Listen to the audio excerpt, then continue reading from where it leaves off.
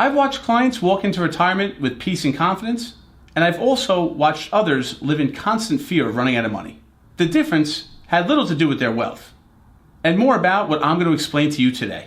After advising hundreds of retirees over the last decade, I would argue that much of what the financial industry teaches about retirement spending is fundamentally incorrect.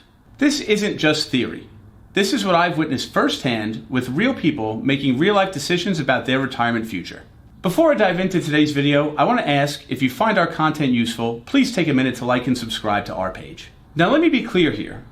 I feel pretty strongly that the conventional wisdom around retirement planning and retirement spending specifically might be just a little bit off. I've seen too many hardworking families over time chasing an arbitrary number which has little to do with their actual values or goals in retirement.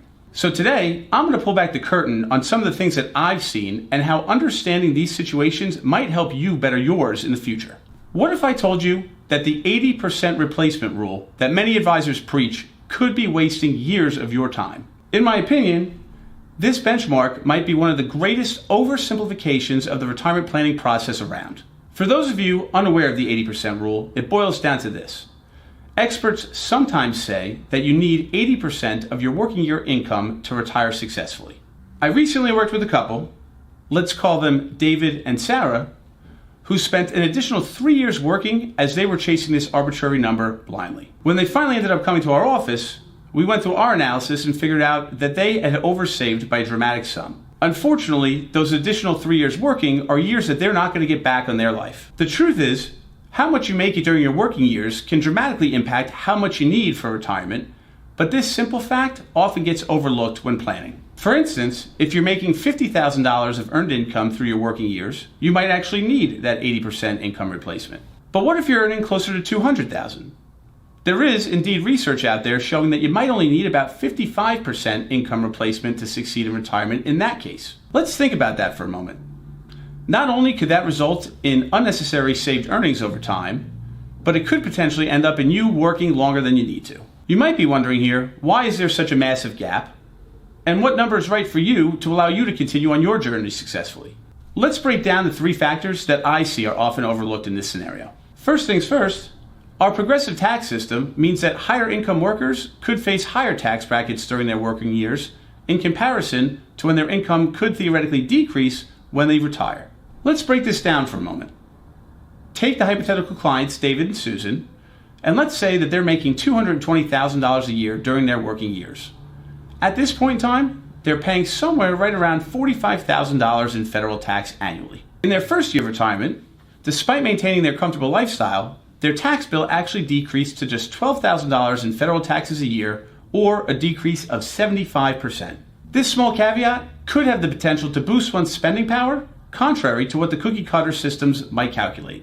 The second thing to take into account is the elimination for potential work-related expenses that you might encounter during your working years. Things like daily commuting costs, a professional wardrobe, dry cleaning, or even workplace meals can significantly stack up. For higher income earners, these expenses typically represent a larger portion of their budget, where when one retires, they might see a fall off of somewhere between 10 to 15% of their expenses. The third factor to take into account is that your baseline living expenses could also decrease during your retirement years.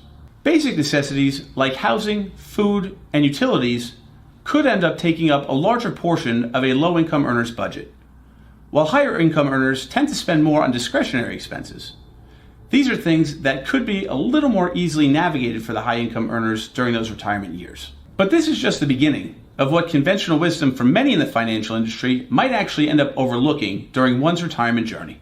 What if the way you'll actually spend money throughout your retirement journey isn't closely aligned with what's forecasted at all? In the majority of cases that we've witnessed, retirement spending follows a path more closely aligned to what some would call the SMILE pattern. This pattern has three distinct phases, which is contrary to the thought that spending might just increase over a straight line over time. This fundamental disconnect could be causing you years of unnecessary work or artificial spending restrictions due to the fact that it just doesn't align with reality.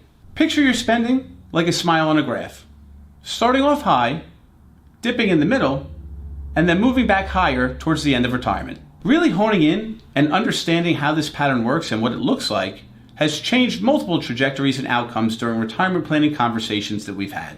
By mapping one's specific retirement journey and spending patterns, we're better able to forecast how that journey might play out and when the most opportune time to take the step in the next chapter in life might begin. During the beginning of retirement, also known as the go-go years, which typically occur between ages 65 and 75, hypothetical clients David and Sarah were spending about $75,000 a year. They embraced their newfound freedom and took the opportunity to travel internationally to places that they had only dreamed about during their working time. They were able to spend time with friends and family, in addition to completing passion projects around the house that they weren't able to get to during their working years. What's fascinating is what happened to their spending during this active phase. It actually completely contradicted the straight-line spending pattern that most financial planning programs use. Their actual expenses ended up decreasing by about 1% a year as time moved forward and they satisfied their travel needs and fell into a more regular routine. This natural evolution occurred without any sense of deprivation or budget cutting. But what happened to their spending next is incredibly fascinating. As they entered the next phase of retirement, also known as the slow-go years, typically between ages 75 and 85, their lifestyles naturally transformed in ways they couldn't possibly have imagined prior. Their international adventures gradually changed into just weekend getaways to places that they had come to love. Their dining habits shifted from trying out new restaurants on a weekly basis to hosting more intimate dinner parties with friends and family at their home. During this phase, their annual spending ended up decreasing to about $65,000 a year, which again was a natural progression and didn't include any intentional budget cutting. Though they ended up spending less, they fully embraced these newfound comfortable routines, deepening relationships with family and friends in intimate settings. By their early 80s, David and Sarah transitioned into the final phase of retirement, also known as the no-go years. While their discretionary spending on things like dining out and vacations decreased, the cost of healthcare and medical situations started to rise. Doctor visits became more frequent, the cost of prescriptions started to increase, and they actually went on to invest in in-home care in order to maintain their independence in the home. The U.S. Bureau of Labor Statistics reports that the average cost of healthcare in retirement is about $7,030 per year, and these costs tend to increase over time, while other expense categories in retirement decrease. Here's where things get very interesting to me. By taking these spending patterns into account and understanding that the situation is more dynamic than just following a straight line adjusted for inflation over time, you might actually be able to increase your withdrawal rate in the earlier years of retirement as opposed to keeping at a typical flat percentage. On the other hand, you might also be able to retire with less years worked, being that you don't need as much saved up. This revelation might allow you to retire years earlier than one originally thought, or have the confidence to spend more freely in the beginning early years of retirement when you have the time and energy to go out and do what you like. But if the pattern of spending changes so dramatically throughout one's retirement, what happens to that 4% rule that we hear so often and think about as the fundamental foundation to modern retirement planning? Well, in my opinion, the 4% rule is fundamentally flawed, as it doesn't take into account how retirees actually live out their lives. In the event that you don't know what the 4% rule is, it is a very common understanding that a safe or prudent approach to withdrawing your assets in retirement is by following a 4% withdrawal rate based on the value of your portfolio. Although it might seem logical on paper, there's clearly a disconnect between that rigid spending pattern and the lifestyle changes that occur during retirement, which we just discussed. Following this rigid rule could be thought about as trying to cross a river on a tightrope during changing winds.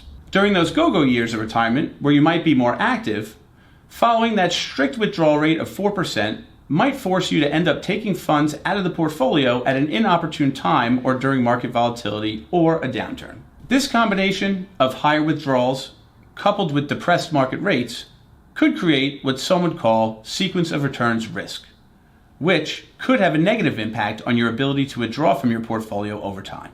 The big picture here is that during different market conditions, following strict and rigid guidelines, you could end up feeling like you're being held back during what should be some of the best times of your life.